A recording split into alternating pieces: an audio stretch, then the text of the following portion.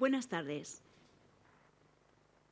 Bienvenidos a todos y gracias por su asistencia, tanto a los aquí presentes como a aquellos que se han unido a nosotros vía streaming desde sus casas, para la presentación del nuevo libro del profesor Matías Díaz Padrón, Estudios sobre Rubens, que acaba de editar el Instituto Moll dentro de su serie Scripta Selecta. Antes de nada, quiero agradecer a la Real Academia de Bellas Artes de San Fernando, a su vicepresidente, don Alfredo Pérez Darmiñán, al director del Museo de la Academia, al señor don José María Luzón, que hayan facilitado este espacio para la presentación de un libro que recoge los trabajos más relevantes de que ha hecho el profesor Díaz Padrón sobre Peter Paul Rubens desde 1964 a 2019. La presentación de este volumen ha propiciado que nos reunamos en torno a una de las figuras más relevantes de la historiografía de la pintura flamenca, sobre todo en relación con la obra de Rubens.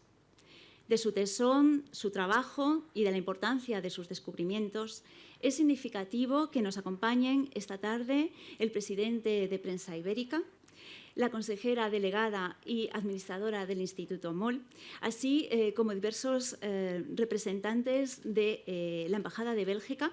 También nos acompaña la directora del Museo de Colecciones Reales de Patrimonio Nacional, conservadores del mismo centro, así como del Museo Nacional del Prado, profesores, colegas, familiares, amigos, señoras y señores, muchas gracias.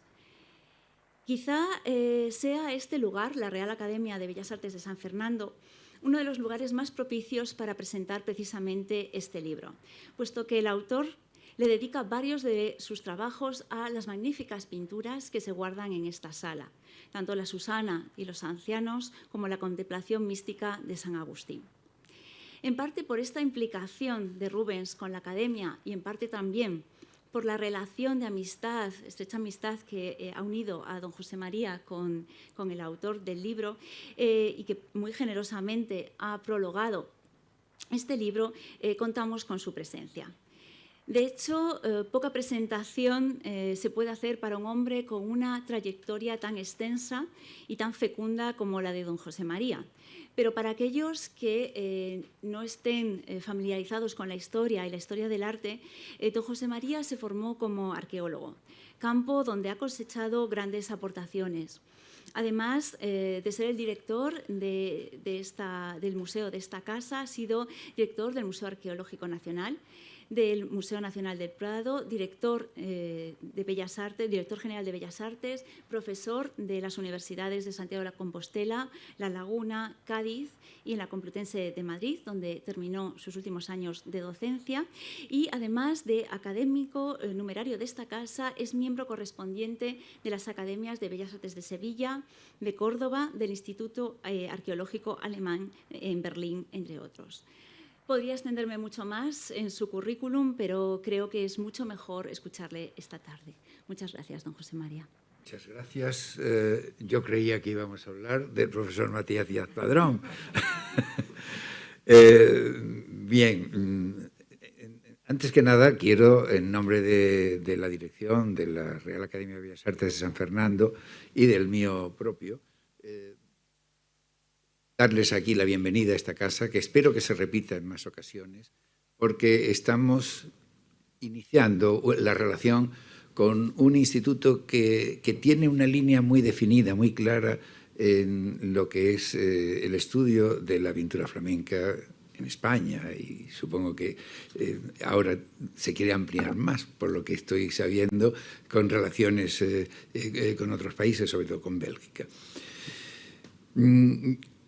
Yo he aludido, Ana, a la amistad que me une a Matías Díaz Padrón desde hace muchos años. Es una amistad heredada, él lo sabe. A mí quien me transmitió la admiración hacia su persona y los estudios que hacía y su personalidad en general fue mi maestro.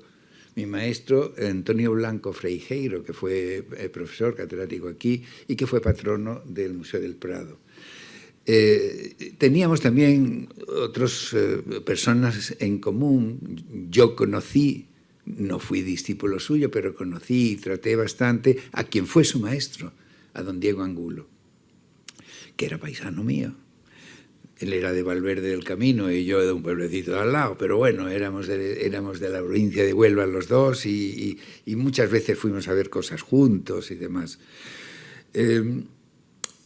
Don Diego Angulo quizá dio el pistoletazo de salida de los estudios de arte flamenco que hoy hereda esta institución, porque cuando en el año 1958 el Museo Comunal de Brujas hizo aquella exposición del arte flamenco en las colecciones españolas, él era ya una persona formada y estaba colaborando en aquella exposición. Y esa antorcha, igual que hoy se la está transmitiendo a generaciones más jóvenes, Matías Díaz Padrón se la está transmitiendo a través del Instituto MOL a generaciones más jóvenes, esa antorcha de la colaboración en la exposición de Brujas la recogió un joven discípulo que en el año 1977 participa en la exposición Homenaje a Rubens y luego ya como comisario en El esplendor de España y las ciudades belgas en 1985. Matías Díaz Padrón entró estudiando con motivo de aquellos eventos el arte flamenco, se especializó en el arte flamenco que tiene distintas épocas en España, multitud de figuras muy representativas, unas más conocidas, otras menos conocidas, pero él lo abarcó todo. Y yo siempre cuento como anécdota que me lo retrata como investigador y como persona que tiene una gran memoria, cuento lo que me afectó a mí aquí en la academia. Porque un día, haciendo tiempo en el aeropuerto, estábamos los dos esperando aviones y de esas veces que se tiene que estar 2 o 3, nos encontramos, nos sentamos en la cafetería y me dice: ¿tenéis un cuadro de Van Dyck en los almacenes? Y no le hacéis caso. ¿Cómo que me dices?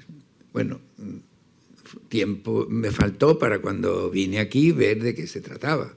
El cuadro dice, es que yo lo vi con muy poca luz, me lo enseñó mi maestro, don Diego Angulo, estaba allí apilado. Efectivamente, estaba impresentable, vamos, todo había estado mojado por abajo, era el cuadro de la Virgen con el Niño y los santos pecadores. Cuando lo sacamos, le hicimos radiografía y vimos los arrepentimientos que tenía, una cabeza que estaba de perfil, resulta que la había concebido primero de frente, cosas así. Pues claro que es el original, no es una copia, como algunos habían dicho. Tenía muchas más cosas en la radiografía. Pero esto me lo dijo Matías, como digamos, 30 o más años después de haber hecho la tesis, y era en el año 60 y tantos cuando él se doctoró. Ese para mí fue uno de los momentos más felices de mi encuentro con Matías, porque la noticia cuando se restauró le dio evidentemente la vuelta al mundo. Él ha transmitido esa manera de trabajar, esa manera minuciosa de estudiar el arte flamenco, pero estudiar a pintores que no se sabe mucho de ellos o que nombres que no están bien atribuidos. Él ha ido en un trabajo de archivo, porque además la historia del arte hay que hacerla en archivos, sobre todo. Lo ha transmitido a Ana Dieguez. Ana hizo su tesis sobre el arte flamenco en el norte de España, pero detrás de esa tesis y en su tribunal y todo eso, pues está quien él la detectó, la fichó y le está transmitiendo ahora la antorcha. Gracias a una institución, este Instituto MOL, que se ha especializado además en el tema. Y nuevamente me he vuelto a encontrar. Yo evidentemente admiro lo que publican. Jacob Jordaens en España, que es fundamental, es una obra fantástica. Tienen la revista esa Filóstrato, que es una plataforma para los investigadores del tema, pero han contactado con la academia para un tema que me afecta a mí, y quieren hacer una gran base de datos de pintura flamenca, en colaboración también con una institución belga, y se han fijado en el software que en un proyecto de investigación que yo dirigí con fondos I+D del Ministerio de Ciencia y Tecnología, ahora pertenece a la Academia. Es el software que tiene para gestión de bases y bases de datos de colecciones, tiene la Academia, y que lo hemos transmitido a otras instituciones. Por ejemplo, el Instituto Centrale per la Grafica de Roma, que tiene 250.000 estampas y está todo el Fondo Piranesi, usa este software.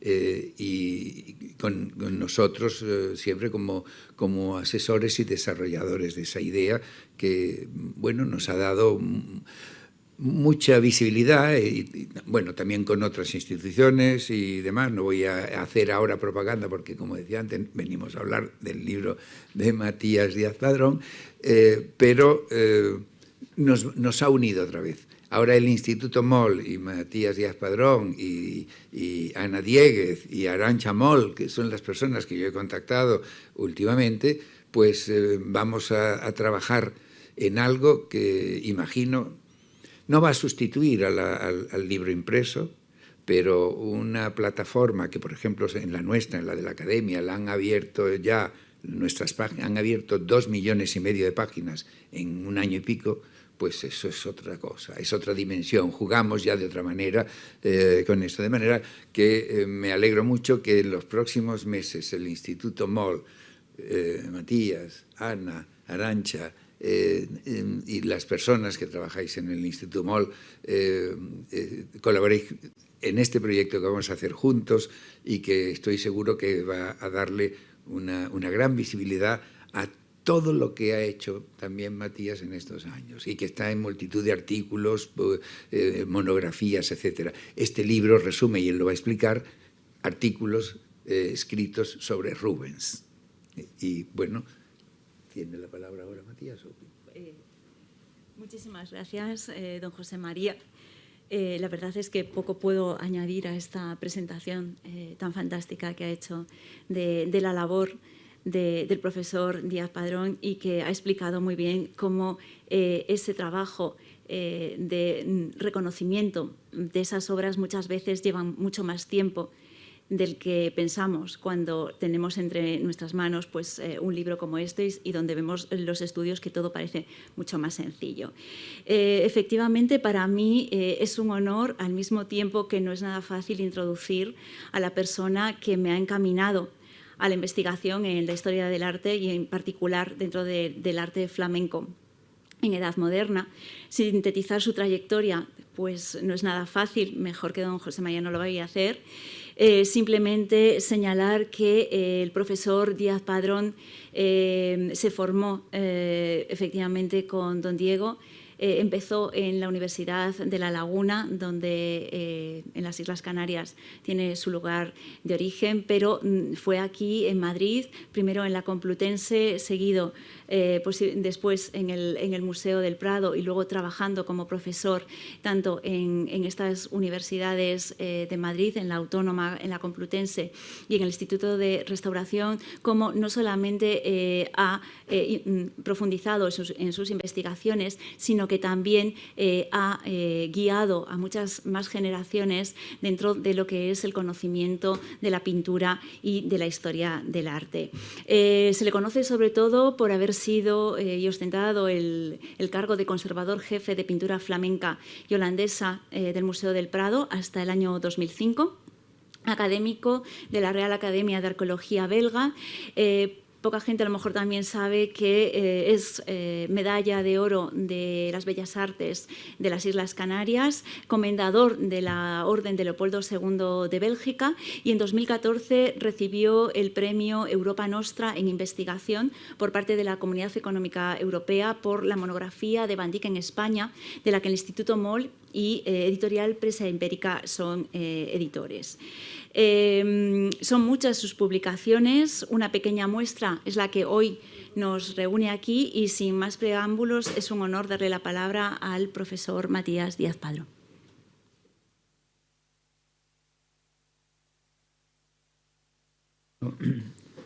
Gracias por todas estas exageraciones, pero muy agradecido por su presencia en la presentación de este libro y muy especialmente al profesor don José María Luzón, a quien debo su generosa introducción. Reúne este libro los Rubén inéditos que he podido restituir a lo largo de mi vida académica, no sin crítica en algún caso que al paso del tiempo ha puesto a mi favor. Junto a esto, un artículo consagrado a tantas preceptistas del pasado en España que sintieron admiración por el maestro flamenco con valiosos juicios testimoniales que ponen en valor su fascinación. No puedo resistirme a la tentación de comentar algo sobre los avatares de la investigación que los estudiosos académicos pasan de largo por ver anécdotas sin más. Desearía decir algo de unos pocos.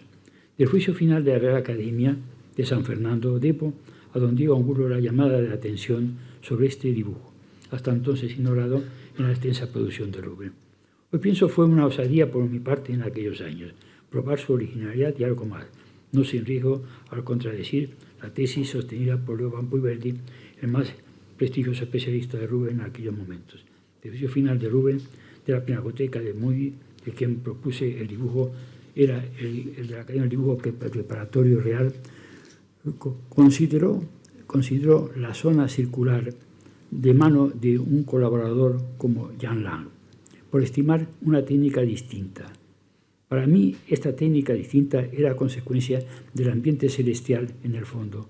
Propuse por tanto, que toda la pintura de Moody era de la misma mano. Por esta fecha, en 1965, se inauguró una importante exposición de Rubén y la pintura flamenca en el Museo Real de Bruselas. Fue un importante acontecimiento. El profesor de Van Puiverdi solicitó el dibujo de la Academia con el propósito de exponerlo. Allí reconoció la autoría del dibujo a Rubén y la tesis por mi propuesta. Realmente me dedicó unas amables palabras a mi propuesta con enorme simpatía a un joven estudioso. Respiré. No menos tenso fue el estudio del Sansón y León que proyectamos. Es una composición imponente. La historia del hallazgo comienza a la vista de un bodegón del duque de Hernani, restaurándose en el Instituto Central de Restauración como obra de Franz-Nati. Tuve la imprudencia de decirle al director general de Bellas Artes, don Gratiano Nieto, que me parecía más un original de Janfil. Este se lo dijo al duque, quien se indignó con el consiguiente menosprecio a mi persona, afirmando el prestigio real de su colección. En las sucesivas visitas del duque al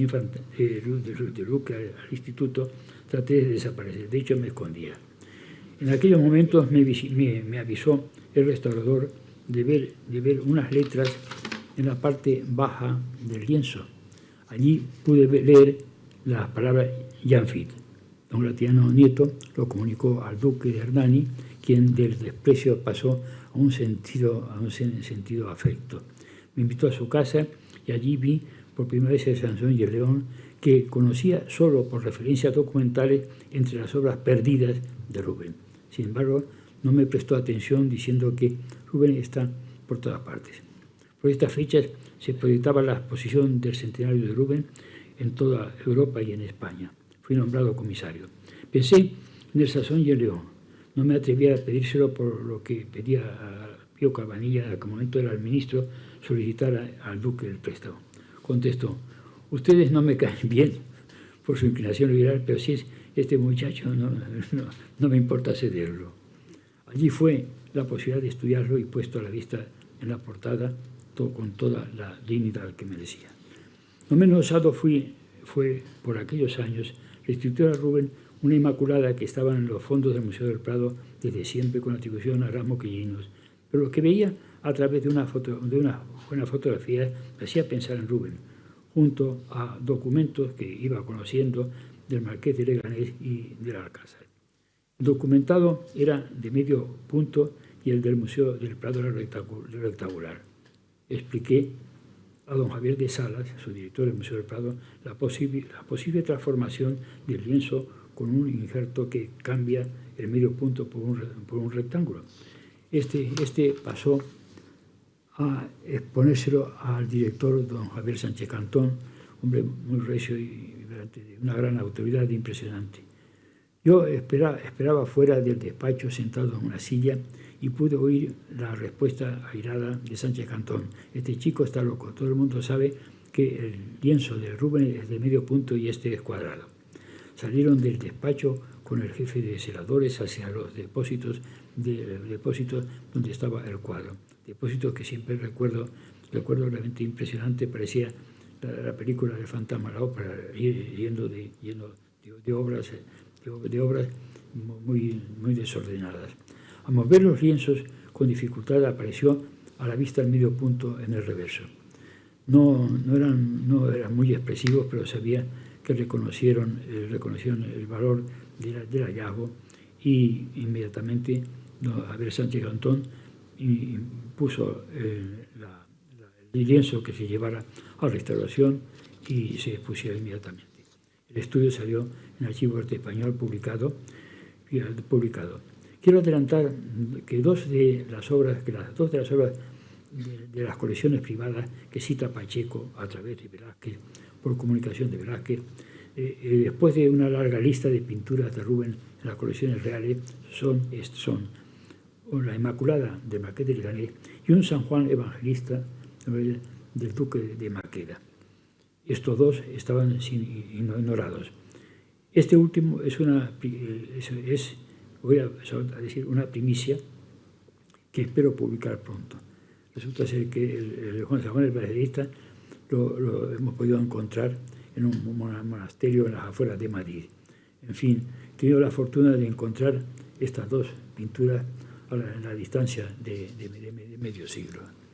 Entre esto quisiera precisar la autoría del lienzo de Bertone y Pomona, que publiqué en Archivo Arte Español de Arte y fue reprobado o rechazado por todos mis colegas españoles y extranjeros del cuerpo rubeniano. Recientemente, el profesor alemán Thierry Greus, en la revista Serif, de arte, la más prestigiosa alemana, y en Filóstrato luego, al tratar de las colecciones del Alcázar de Madrid, siguiendo mis publicaciones, no solo reconoce la autenticidad del lienzo de Bertone y Pomona como de Rubens, sino que afirma su localización en el despacho del rey junto a las Meninas, tal como publiqué yo en el despacho del rey. Ninguna respuesta he tenido hasta ahora. Dejo atrás varias pinturas cargadas de historia muy entretenidas, pero entre estas no puedo olvidar los dibujos, entre ellos el de los 7 sabios de Grecia que está en la portada del libro. Esto lo debo a la casualidad o a la fortuna. Un día uno me pidió que examinara una de las guardillas en las salas altas del museo, donde se acumulaban sillas, marcos y rotos y grabados y prácticamente deshechos. Allí vi los 2 dibujos cuya calidad me llamó la atención, pero dejé pasar unos días. Por el hecho de que no me lo podía creer. No obstante, hice una segunda visita que motivó un estudio más detenido y la publicación que por fortuna ha tenido la aceptación entre todos los especialistas de Rubens sin reserva hoy día. Solo 2 llamadas de atención que trato de improvisar por mi experiencia a través de la obra de Rubens en España. Una que es tratar de aclarar un interrogante muy frecuente en los especialistas en la fecunda producción de Rubens. Muchos dicen con frecuencia que se valió de una serie de pintores de taller que hábilmente dirigido, quitándole importancia, por tanto, a la labor de Rubens. Pienso que la respuesta a esto está en la visita, en lo que sucedió en la visita del pintor a España en 1928. Ya esto no ha sido considerado y debo traer muy a colación, donde pintó en una ingente cantidad de pinturas de incuestionable calidad y sin ningún ayudante que exista, ¿no? Aquí estaba presente el rey y vigilado por Velázquez, y que no cabe duda que todo lo que allí se pintó era suyo, tanto en cantidad como en calidad. La calidad la encuentro más allá que en el color y en la composición. Es algo tan sutil como ver la técnica transformada en poesía. Lo que aquí proyecto de Rubens y Tiziano creo que es suficientemente expresivo. Vean el fondo de Tiziano, como el fondo de los árboles es una pantalla más dura y más precisa. Y vean que en el caso de Rubén, los árboles están preñados, transidos de la luz del sol que le viene detrás. Es realmente impresionantemente admirable. ¿Así? Otro ejemplo es este mismo. Vean la oscuridad de la obra de Tiziano del árbol y vean cómo Rubén se filtra la luz del atardecer en los árboles. Como él, tratándose de una copia, todo el alma de la técnica convertida en poesía realmente apasionada y llena de calor se ve aquí. En cuanto a la calidad, más allá, por lo tanto, más allá del color, la composición. Es algo tan sutil como ver la técnica transformada en poesía.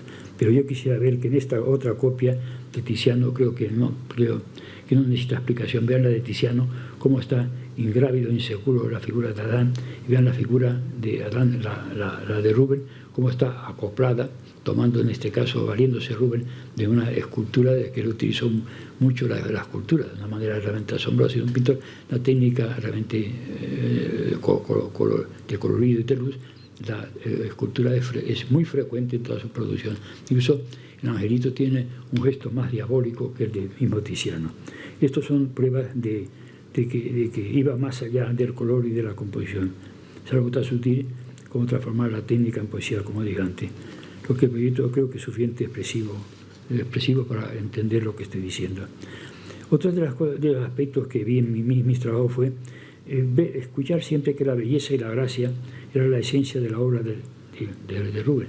Esencia y gracia que tenemos en múltiples obras, pero puse esta otra del jardín del juicio de París, que llegó a España. Calero Infante habla de esta obra que le escribe al rey, a su hermano Felipe IV, le dice, son todas muy bellas y estoy deseando que se envíe la obra porque te apasionará. Dice, y la del centro es la mujer de Rubén, que es de lo mejor que hay por acá, ¿no? Vean cómo la belleza está por todas partes. Pero pues, al mismo tiempo que está produciendo obras con esa cantidad de belleza, encuentro en mi visita a Tadros, encuentro una impresionante capacidad para lo horrible y para lo monstruoso y agresivo.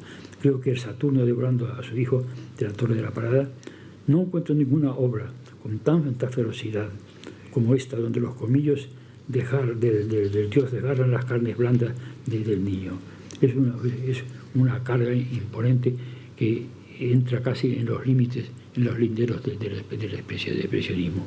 Contemple, por lo tanto, uno piense dos veces si realmente Rubén es solamente belleza y encanto, ¿no? No se explica el Saturno de Goya sin la fuente de inspiración en esta pintura de Rubén que estamos tratando.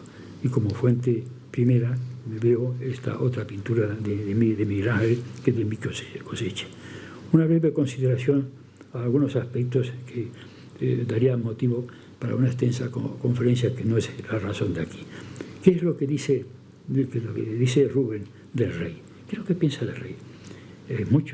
Muchas cartas para ello. Me limito a la carta a Gaspar Bartios del 2 de diciembre de 1628, donde él comenta que Rubén diciendo que el rey es la gran personalidad del rey, admirador de la pintura, le va a visitar casi todos los días a verle pintar y hablando de su bondad, de su gentileza. Y dice algo que no deja de sorprenderme. Dice, pero lo que ve negativo es la facilidad con que es convencido, que carece de fuerza personal para imponerse a la influencia de otros. Prácticamente es lo que encontramos en la obra de Marañón del conde duque de Olivares. Son observaciones donde se ve que Rubén es algo más que eso. ¿Y qué dice del rey Rubén, el rey de Rubén? Tenemos una carta a la infanta Clara Eugenia, en la que, del 27 de abril de 1622, en que dice Rubén es nuestro más querido pintor y noble, y le concede entrar en el Senado de Flandes y de España. Eso, y otro aspecto quiero observar, que son las cartas dedicadas al cardenal del cardenal Infante, muy poco conocidas. De esas cartas habla el cardenal de Rubén en comunicación constante con su hermano rey, y es realmente admirable, es realmente llena de emoción, donde está casi hablando de Rubén y está narrando la angustia de Rubén en los momentos últimos de su muerte. Y termina diciendo: Rubén ha muerto, ¿no? estoy desolado. Es decir, Rubén era para ellos algo más que un pintor, se ve una figura realmente entrañable que se comparten de un lado y de otro. Y en cuanto a la infanta, el 26 de abril de 1629 vuelve a considerar la figura de Rubén como fundamental. Y quería otro detalle que encuentro en la carta de Rubén a la archiduquesa. La carta de la archiduquesa es interesante para nosotros, puesto que es muy frecuente decir que Rubén, lo que muchos siempre con aspectos negativos, será la gran vida, ¿no? La gran vida. Incluso muchas veces dicen: no, si no me interesa tanto pintar como realmente eso lo podemos demostrar viendo en el caso de los años en que está en España, la calidad de esas obras y el sentimiento de esas obras. Pero hay algo más. El mismo Rubén escribe a la archiduquesa en esos momentos, dice: Su Alteza, por favor, líbreme de estos pesares de la administración que no me interesa. Lo que yo quiero es pintar. Es un aspecto interesante de ver la personalidad de Rubén. Pero como comprenderán, no puedo abusar más del tiempo. Estos pequeños toques son los que quiero indicar, pocas veces poco conocidos, de la aventura de investigación que encuentro de Rubén. Cada uno de ellos daba motivos para una conferencia, pero no quiero agobiar más y termino aquí, agradeciendo al profesor Luzoña a toda la presencia en estas circunstancias. Muchas gracias.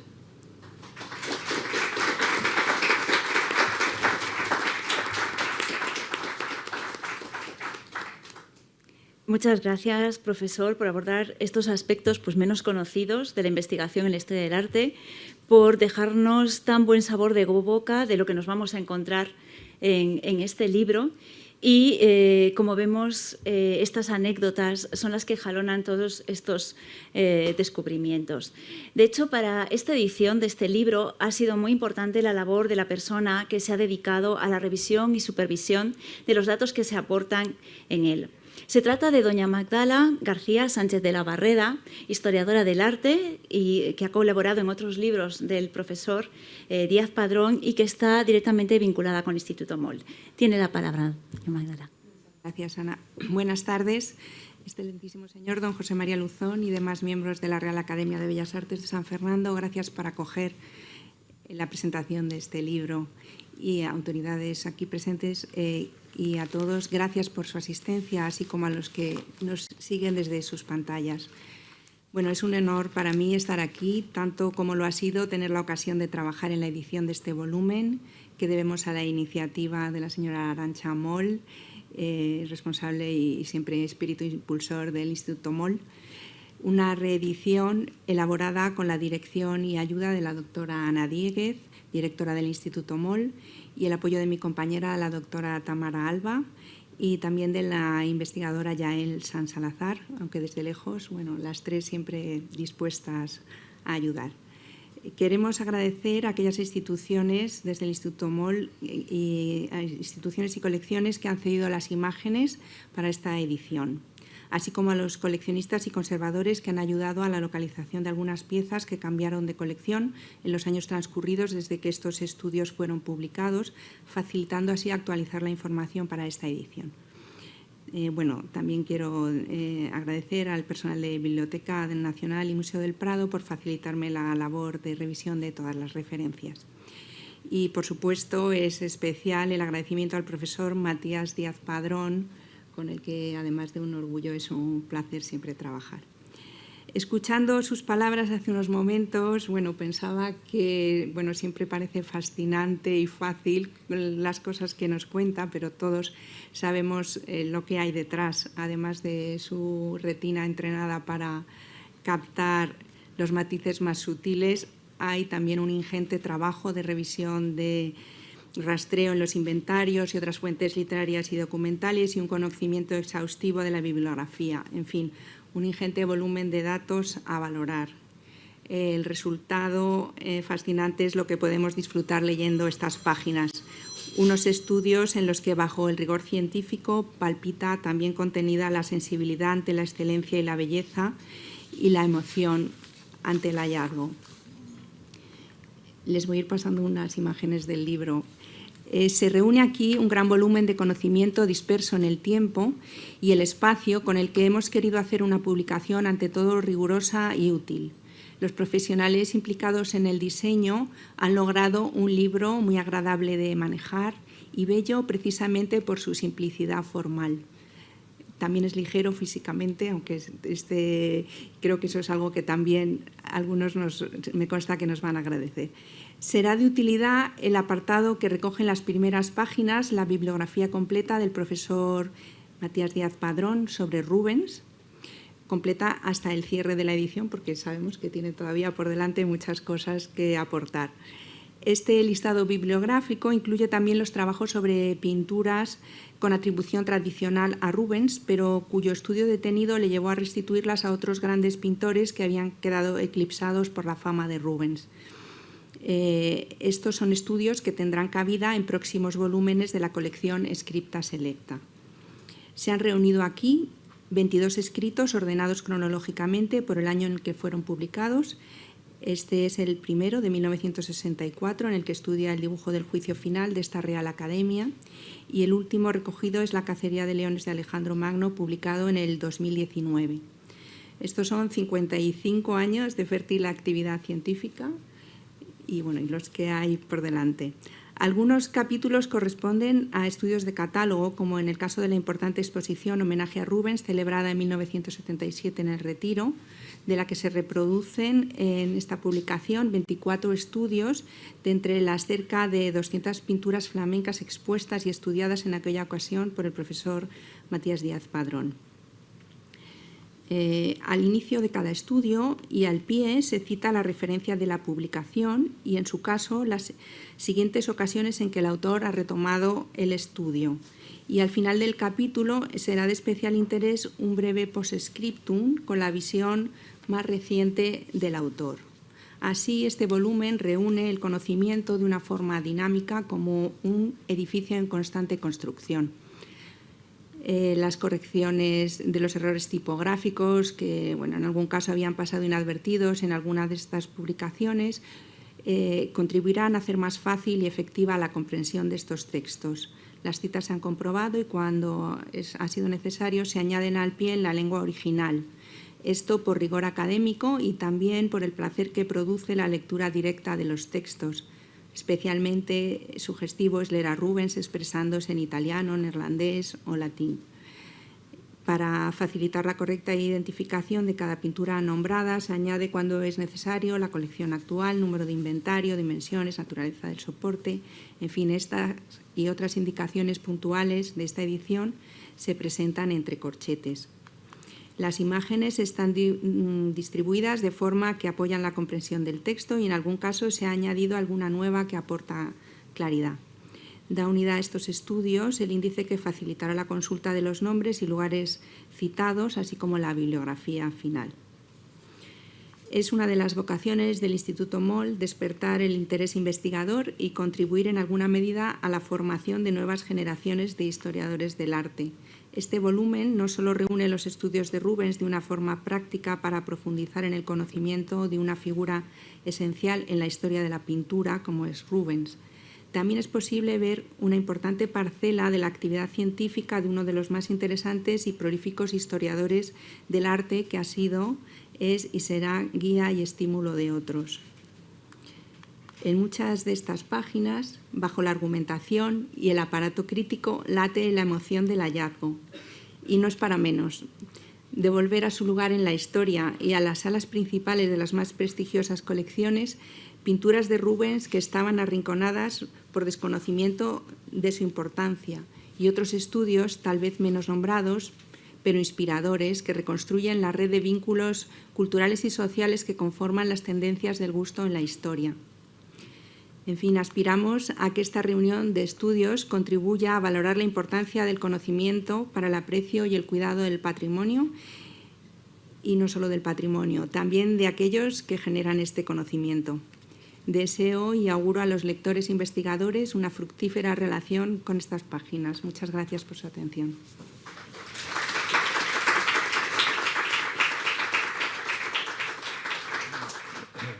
Muchas gracias, Magdala, por acercarnos a esta edición con aquello nuevo que nos vamos a encontrar en él.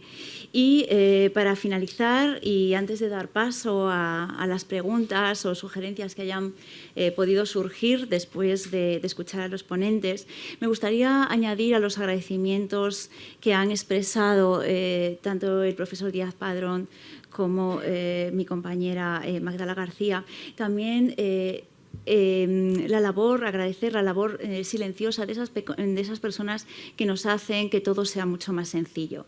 Quiero traer aquí en la mente a Silvia Felip y a nuestra querida Trini Nieto, que nos han ayudado mucho. Y igual que los alumnos en prácticas del grado en Historia del Arte de la Universidad Autónoma de Madrid, que tenemos la suerte de contar con ellos también en el Instituto Moll, que nos han ayudado en la edición de este libro, en especial a Carolina Monja, su eficacia a la hora de tener preparados los textos y poder trabajar sobre ellos. Finalmente, solo me queda también agradecer a los medios del grupo que han puesto a nuestra disposición Editorial Prensa Ibérica todas sus cabeceras para la difusión de este nuevo libro, a don Isidoro Nicieza y al equipo de Prensa Ibérica 360, que junto con el técnico de la Academia están haciendo posible que esta presentación pueda ser seguida desde sus casas. Sin más dilación, comenzamos con el turno de preguntas que a alguien le pueda surgir.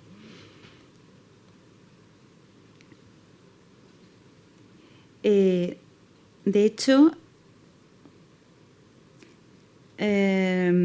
tenemos desde casa, nos está señalando el señor Vilches, de la Universidad Rey Juan Carlos.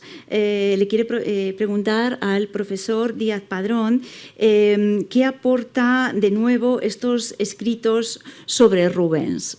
Quizá, no sé si el profesor Díaz Padrón o Magdala García pueden contestar a esta pregunta. Bueno, pues, yo creo que además de que es ver todo el volumen conjunto, ¿no? que ya en sí mismo creo que es una aportación de la publicación. También, pues como he dicho, hay una, además de pues lo que es la revisión, pero el profesor muy brevemente también hace en alguno de los estudios de una forma breve su opinión en la actualidad sobre puntualmente, pues hay, por ejemplo, en el caso de las cacerías, él había dejado abiertas 3 posibilidades y pues ya luego se deja de una forma más concreta cuál de ellas considera que es. Bueno, puntualmente hay estas aportaciones en los post-scriptum. No, lo que aporta es algo como ensanchar el catálogo de Rubens, fundamentalmente. Son nuevas obras. Realmente es muy poco frecuente encontrar nuevos descubrimientos, nuevas obras. Eso es lo primero que está a la vista, ¿no? Todas las publicaciones nuestras son aportaciones, no solamente se trata de científicas, sino son aportaciones nuevas. Y no es fácil encontrar a estas alturas, ¿no? De altura que alguien ha podido encontrado, probado y demostrado y reconocido de una cantidad 7 o 8 Rubens, y quiero advertir que todavía tengo 4 o 5 más de poder aportar, que está avisado. Creo que en estos momentos uno se pregunta, vivos investigadores, quienes tienen aportación de Rubens. La mayoría de los escritos, no solamente de Rubens, sino de tantas otras cosas, yo veo muchas cosas repetitivas. Veo si Caravaggio, hay cantidad de Goya, constantemente son, a veces hay que pensarle, son cosas muy bonitas, recogidas, etc., pero pocos casos que ensanchen el conocimiento de la obra de los artistas, ¿no? Pocas veces hay. Y sin embargo, hay tanta cantidad de lagunas impresionantes. Yo lo veo en la pintura flamenca, pero temas en todos. son repetitivos. Vemos que salen constantemente una monografía de Goya, de Velázquez, son repetidas, de Renoir, y ve que lo poco que hay de nuevo. Y hay una cantidad enorme de obras por estudiar. Enorme. Yo, con el caso, por ejemplo, de Gaspar de Crayer, me siento muy vinculado a ello, un pintor de primera magnitud, prácticamente de una despreocupación enorme sobre él, ¿no? Acaba de presentarse una exposición en Rouen, ¿no? de la obra de Gaspar de Crayer. Un pintor tan impresionante que cabe decir que cuando muere Rubén Carrera Infante, que sabe demasiado, sabe mucho, le escribe al rey y dice, solo me fío de Gaspar de Crayer, mi pintor de cámara, para continuar las obras de Rubén. Creo que eso dice suficiente. Pues de ese pintor tan eminente apenas ha habido unas exposiciones. Ese pintor tuvo la suerte de trabajar yo y aportar algunas cosas, y fundamentalmente Hans Bliege en Bélgica. Recientemente, en la exposición de Rouen, que ha llegado al catálogo, al fin se ha hecho una exposición.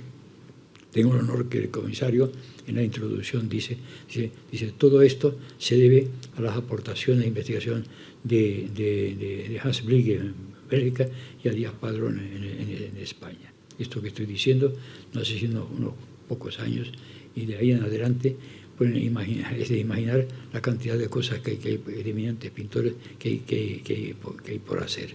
O sea, las lagunas son enormes. No solamente la cantidad de problemas que existen de obras, incluso hasta de pintores, que tenemos un vacío realmente impresionante que había que prestar atención, ¿no? Yo creo que lo que sí la son el hallazgo de nuevas obras, y si hay algunos detalles de historia, de sentimientos, etcétera, y de conocimiento que sirvan para engrandecer. Y ahora lo que no creo que sea fácil es de pintores tan estudiados como Rubén o como Goya, como Velázquez, que uno piensa que ya todo está hecho. Y como pueden ver, hay mucho por hacer, que trabajando y raspando se encuentra uno con sorpresas de esta naturaleza. Es decir, del mismo Rubén, del mismo Velázquez, hay más cosas que esa obra del investigador tiene que raspar para poderlas descubrir y sacarlas del anonimato y del olvido. Nada más. ¿Alguna pregunta más en la sala?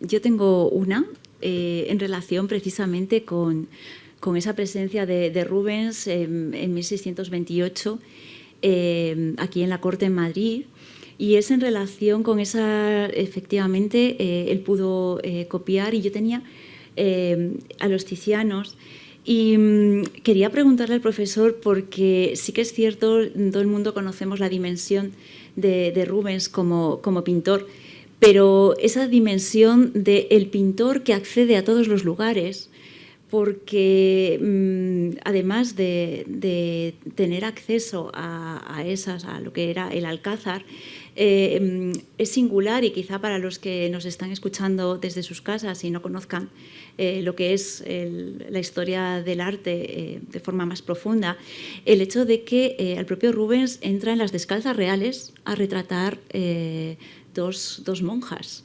Entonces, no sé si el profesor puede señalar algo más sobre este tema, como ese acceso que tiene el pintor, el maestro, si es como pintor o es como, digamos, una labor que va más allá de lo que son estrictamente sus pinceles. Bueno, quería decir que en efecto, hilando con Ana, ¿no? Ana Grana, cuando la archiduquesa encarga al rey, su sobrino le encarga una misión diplomática de Rubén bastante delicada en relación a una alianza con Inglaterra, su sobrino le dio una carta que tenemos nosotros a la vista, una carta indignada, como un hombre de oficio se ocupa de una misión de tales dimensiones. Y cuando de nuevo contesta la archiduquesa, no, Rubén es algo más que eso, ¿no? Rubén es persona de máxima confianza, y le hace rectificar al rey, a su sobrino, que luego, como vemos, cuando lo conoce directamente, la admiración es constante, no solamente en la pintura, como hemos visto, las cartas, la notita aquí se dio simple, sino hay mucha más de la admiración de su persona como hombre. es realmente asombroso como hombre, de que yo veo que hay pocas cosas, vamos, siempre todos tenemos defectos que corregir, pero lo de él es realmente asombroso. Un hombre además con bastante suerte, porque se casa 2 veces con 2 mujeres bellísimas, etcétera, ¿no? Y su vida pues transcurre con la confianza de los grandes más poderosos de Europa, tanto como su persona, como hombre digno, como hombre valioso, hombre de honor, hombre de palabra, como de pintor. Lo de pintor lo tenemos muy a la vista, y lo otro no quepa duda que lo que yo he podido indagar a través de sus cartas, de sus amigos, etcétera, es una personalidad realmente asombrosa, una persona dotada de muchas virtudes, como muchos políticos quisieran tener.